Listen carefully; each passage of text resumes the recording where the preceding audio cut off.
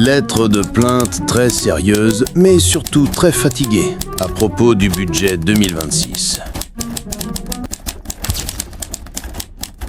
Chers architectes du grand chaos organisé qu'on appelle encore budget 2026.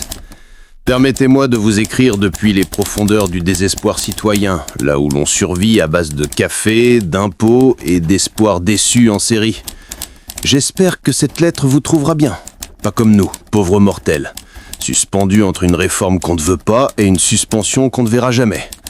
Alors parlons franchement, votre gestion du dossier retraite ressemble à une partie de ping-pong jouée par deux équipes qui n'ont jamais appris les règles. L'Assemblée nationale a brandi la suspension de la réforme comme un drapeau blanc, ou plutôt un torchon trouvé au fond d'un tiroir. Et là, boum, arrive le Sénat, façon videur de boîte de nuit. Te turonne pas. Parce que bien sûr, la suspension, c'était trop beau pour être vrai. Le Sénat l'a dégommé plus vite que moi quand je supprime les notifications de mon banquier. Selon eux, c'était de la poudre de perlimpinpin. Eh bien, cher sénateur, si ça c'était de la poudre magique, votre budget 2026 relève de l'alchimie du Moyen-Âge. Beaucoup de fumée, zéro or. Et parlons-en de vos décisions. Le gel des prestations sociales en 2026. Quelle brillante idée! Parce que oui, l'inflation, c'est connu. Elle adore s'arrêter juste parce que le Sénat le décide. Le gel des pensions retraite. Ah là, on sent que quelqu'un s'est dit tiens, si on compliquait encore un peu la vie de ceux qui survivent déjà à la météo, aux douleurs lombaires et à la télé en prime time.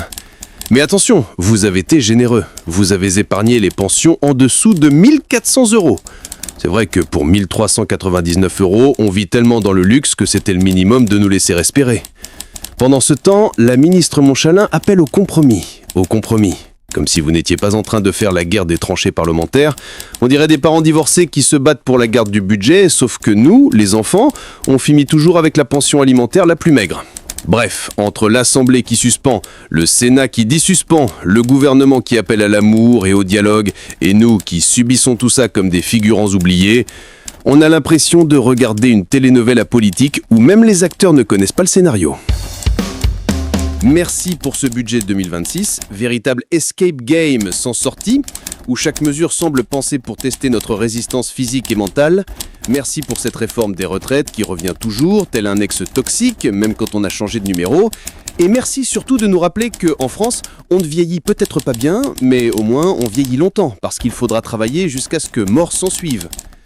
À la fin, c'est toujours nous qu'on appelle France d'en bas. Mais bizarrement, c'est toujours nous qu'on ramasse quand le haut fait n'importe quoi. Bref, si c'est ça le progrès, j'ose même pas imaginer la régression. Bien cordialement, citoyennes plus trop calmes, officiellement fatiguées par leurs bêtises.